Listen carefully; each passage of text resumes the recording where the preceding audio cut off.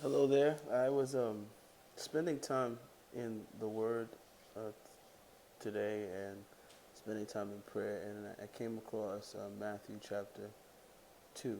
And in Matthew chapter 2, toward the beginning, it says the wise men came looking for the king of the Jews, and they asked Herod about it, and they said, we've seen his star in the east.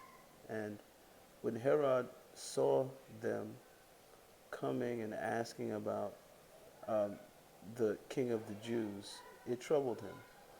And this is no surprise. Herod was designated, you know, the ruler or the governor at the time of Judea. So this king would be his replacement.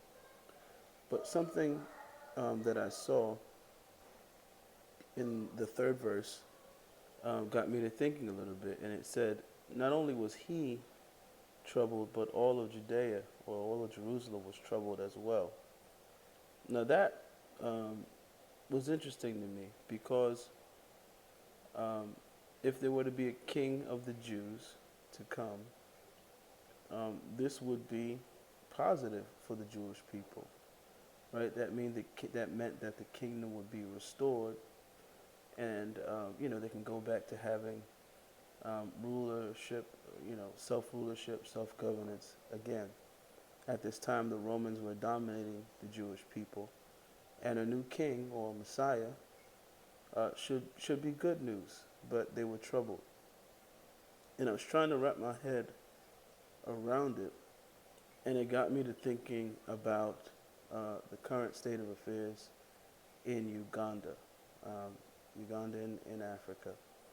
So, I've taken a mild interest in Uganda and the politics there because I listened to a particular pastor from Uganda. His name is John Malundi, and he was having some services in Uganda, and he was talking about how the political situation had become, in his opinion, a little bit, quite dangerous. And I had no idea. I was just following his ministry, but I wasn't paying attention to Ugandan politics. But what has happened is they have had a president in power since the 80s. He's been president for 30 something years. And there's been an election. There was an election back in January. And leading up to the election, there had been some violence because there was a challenger who goes by the name of Bobi Wine, um, who was a former musician, popular musician in Uganda, who turned politician. And he was challenging his presidency. And um, he he was challenging for the seat of becoming, the new president. And despite the fact that the current president, a lot of people in Uganda were not pleased with him, or they feel somewhat oppressed and see him as a dictator. There was an uneasiness about Bobby Wine and his bid for the presidency because they were fearing violence. They were fearing that it would throw the nation into a civil war. Um, this nation has gone through really, really difficult times in the past. Before Museveni, who was the current president, became president, there was a lot of wars and a lot of upheaval. Um, they had Milton Obote and Idi Amin ruling there, and that was a very difficult time for Ugandans, and they don't want to return to that.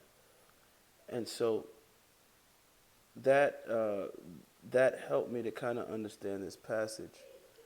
That sometimes, even though the situation we have is not best, because we fear um, that striving for best or changing will cause great difficulty, we stay away from what is best.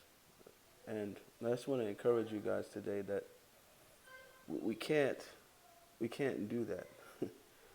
um, we have to be striving for what is best, and that can be um, whether it's like a career.